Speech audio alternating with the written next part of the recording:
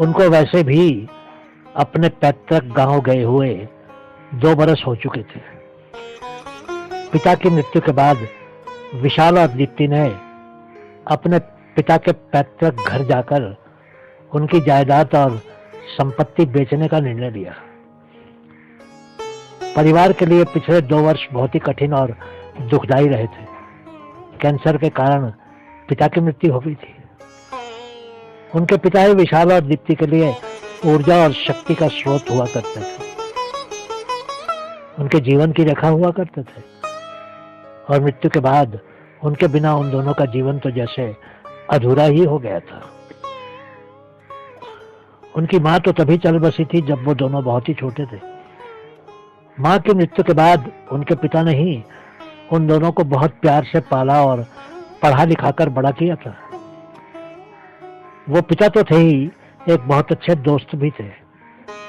पिता के साथ उनके पैतृक घर में बिताए समय को याद करके दोनों ही रोने लगे। हर वर्ष गर्मियों की छुट्टियों में वो अपने पिता के साथ उनके पैतृक घर जाते थे और रिश्तेदारों के साथ कुछ समय व्यतीत करते थे। अब तो पिताजी जा चुके थे और उनके साथ हंसी खुशी सब कुछ चला गया था। उनके पैतृक घर में उन्होंने सभी पुरानी अलमारियां और संदूक खोल खोल कर देखे। जो सामान उनको चाहिए था वो उन्होंने रख लिया, बाकी का गरीबों को देने के लिए घर के बाहर आंगन में रख दिया। फर्नीचर बहुत पुराना था, इसलिए उसको उन्होंने किसी कबाड़ वाले को बेच देने का निर्णय लिया।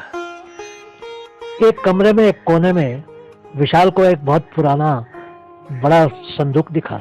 उसने तुरंत ही अपनी बहन दीप्ति को आवाज लगाकर बुलाया, दीप्ति, क्या तुमको ये संदूक याद है? दीप्ति ने ध्यान से उस संदूक को देखा और फिर सर हिलाकर कहा, हाँ क्यों नहीं, यही तो डैडी की सबसे बहुमूल्य चीज थी। विशाल ने कहा, इसके अंदर क्या होगा? डैडी ने हमें कभी भी नहीं बताया कि इसके अंदर वो क्या रखते थे। उनके जीवन काल में उन दोनों ने डैडी से कई बार पूछा था कि वो उस संदूक में क्या रखते थे, लेकिन उनके डैडी हर बार सर हिलाकर कहते थे, ये एक रहस्य है। दोनों बहुत कोशिश करते थे, लेकिन उनके डैडी ने कभी भी इस बात का खुलासा नहीं किया था कि उस संदूक के अंदर क्या था। बड़े होने के बाद उन्होंने उस संदूक को एक मजाक के रूप में ही समझना शुरू कर दिया था, क्योंकि उनके डैडी कभी भी सही उत्तर नहीं देते थे। आखिर कुछ देर सोचने के बाद उन दोनों ने मिलकर संदूक का लॉक तोड़ दिया और उसको खोल दिया। इससे पहले कि वो अंदर देख पाते, एक पीला लिफाफा संदूक में से बाहर गिर गया। वो एक चिट्ठी थी जो उनके डैडी ने लिखी थी। मेरे दोनों प्यारे बच्चों को, तुम चाहे कितने भी बड़े हो जाना और खुद भी बूढ़े हो जाना, लेकिन मेरे लिए तो तुम दोनों बच्चे ही रहोगे। तुम दोनों उस रहस्य को जानने के लिए उत्सुक होगे जो मैंने इतने वर्षों तक तुम दोनों से छुपाए रखा। अगर मैं तुम दोनों की जगह होता तो मैंने विद्रोह कर दिया होता और पहले ही संदूक को खोल दिया होता। तुम दोनों ही अपनी माँ की तरह बहुत अच्छे हो। अगर तुम दोनों ना होते तो मैं तो वर्षों पहले ही मर गया होता। तुम्हारी माँ के मरने के बाद मैं निराशा में डूब गया था और धीरे धीरे मरने लगा था। तुम्हारी माँ को मैंने दुनिया की हर चीज से अधिक प्यार किया था। आज भी मैं उनको इतना ही प्रेम करता हूँ। उसके जाने के बाद मैं बहुत अकेला हो गया था, लेकिन तुम दोनों ने मुझे जीने को मजबूर कर दिया और मेरे जीवन को खुशहाल बनाए रखा। घर में तुम दोनों को देखकर मैं खुद को बहुत ही भाग्यशाली मानता था। मैंने तुम दोनों के लिए जीना जारी रखा था। तुम दोनों ने मेरी पूरी देखभाल की, उसके लिए मैं तुम दोनों का आभारी हूँ।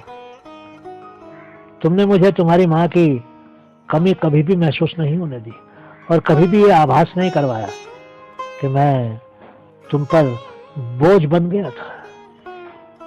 मैंने अपने जीवन बहुत ही सादगी में बिताया है, बहुत कम जरूरतों के साथ। एक बार दीप्ति ने कल्पना की थी कि मेरे पास कोई खजाना है। नहीं, ऐसी बात नहीं है। मेरे जीवन की सर्वश्रेष्ठ यादें इस संदूक में बंद हैं। जब कभी भी मैं खुद को अकेला महसूस करता था, मैं इस संदूक को खोलकर बीते हुए समय को याद कर लेता था।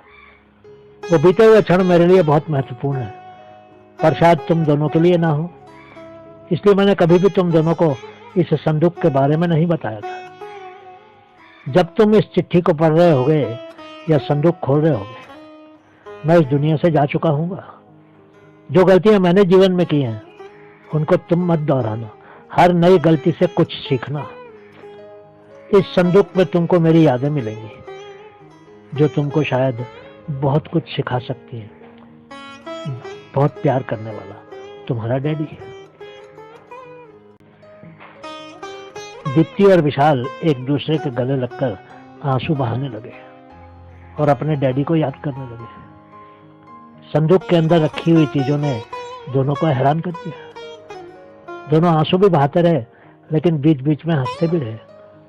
संदूक के अंदर की कुछ चीजें ये थी: डैडी की शादी की तस्वीरें, कुछ काली सफेद बचपन की तस्वीरें, परिवार और दोस्तों के साथ, दीप्ति की पहली बार्बी डॉल, विशाल का मनपसंद क्रिकेट का बल्ला, उनकी माँ की डॉक्टरी रिपोर्ट, माँ की मनपसंद साड़ी, डैडी के डाक टिकट संग्रह वाली डायरी, एक पुराना वॉकमैन और कुछ गजल की कैसेट्स, डैडी के द्वारा लिखी हुई कविताओं की एक पुरानी किताब, मम्मी और डैडी के कॉलेज के दिनों की कुछ तस्वीरें, विशाल के स्कूल के मेडल जो उसने दौड़ में जीते थे, दीप्ति ने बनाया पहला चित्र, डैडी का दफ्तर से मिला हुआ मेडल इत्यादि।